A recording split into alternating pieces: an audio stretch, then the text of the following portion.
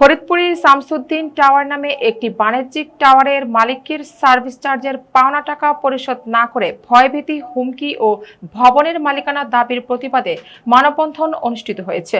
প্রতিনিধি মাহবুব চিস্তি জানান, গতকাল বুধবার দুপুর 12টার দিকে ফরিদপুর প্রেস ক্লাবের সামনে এই মানববন্ধন করেন শামসুদ্দিন টাওয়ারের মালিকের ওয়ারিশগণ। এ সময় শামসুদ্দিনের স্ত্রী রোকেয়া বেগম বলেন, আওয়ামী লীগের নেতা দিন মোহাম্মদ আমাদের মালিকানাধীন টাওয়ারের 6টি ফ্ল্যাট ক্রয় করেন।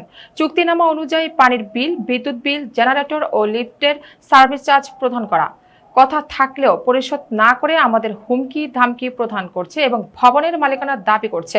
আমরা আপনাদের মাধ্যমে মাননীয় প্রধানমন্ত্রী তারেক রহমানের নিকট ন্যায় বিচার দাবি করছি। প্রধানমন্ত্রীর কাছে আমি এইটাই দাবি করতেছি, ডাক্তার দিন মোহাম্মদ দিনু আমার স্বামী শামসুদ্দিন টাওয়ারের মালিক, তাই উনি এলো আমার করছে টাকা আমি পাই ওনার কাছে, আপনি লিফটের জেনারেটর আর হলো ভাড়া পাই। উনি আমার দীর্ঘ যাবৎ দিন থেকে দেয় না, ওনার কাছে চাইলে উনি বলে আমাকে দিচ্ছি দেই, এই কথা বলে আমাকে শুধু ভাড়াই রাখে। আমি যাই একদিন ওনার কাছে, উনি আমাকে বলে কিসের টাকা, আপনি কোনো টাকাই পাবেন না, আপনি এখান থেকে যান। ওনার কয়েকটা ভাই মিলে আমাকে খুব হুমকি থাকি বলে আমাকে এখান থেকে পাঠাই দেয়, আমাকে বলে কিছুই পাবেন না আপনারা। আর ওই 11 তলার যে মালিক তাকে করে না, বলে কি আমরাই সব কিছু, এখান থেকে আপনি থাকতে পারবেন না। আমার নাতিদেরকে পাঠাই দেয়, যাও ভাড়া নিয়ে আসো, তাদের হুমকি দেয়, ধামকি দেয়, তাদেরকে খুব গালিগালাজ করে। তারপরে আমার কিছুই দিতে চাইতেছে না। এখন আমি এটা মাননীয় প্রধানমন্ত্রীর কাছে আমি এটা করতেছি, আপনি জানাইতেছি। আর উনি আমাকে এতদিন বলে গেছেন টাকা দিব, এখন দিতেছে না। এই আর হলো আপনার ওনাকে কিন্তু আমার এই স্বামী শামসুদ্দিন করাইছি, ওনাকে একসময় পড়ালেখা করাইছি। তারপরে আজকে ডাক্তার হয়ে এত কথা বলতেছে, ওনার ডাক্তার পড়াই ডাক্তার বানাইছে।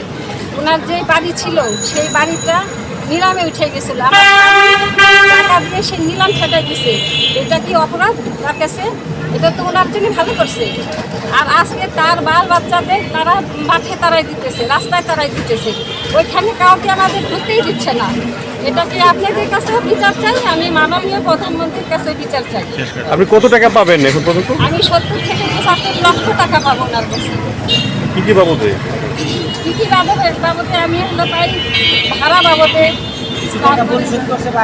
কিছু পরিশোধ করছে, অল্প লিফটের আছে, জেনারেটর আছে, এগুলি অনেক টাকা পাই। এগুলো চাইতে বিভিন্ন সময় চাইছেন না? আমি বিভিন্নভাবে আমরা বিভিন্ন সময় হইতেছে ভাড়া আনতে যাই, তাও আমাদের বিভিন্ন ভয়ভীতি দেখায়।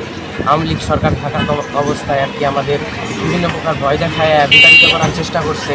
ঠিক আছে, আমরা তখন কিছু করতে পারিনি। এখন আমাদের একটাই দাবি থাকছে যে আমরা আমাদের ন্যায্য অধিকার প্রতিষ্ঠা করতে পারি, আমাদের হক যেটা সেটা আমরা যাতে পাই, এটাই আশা, আর কিছু না।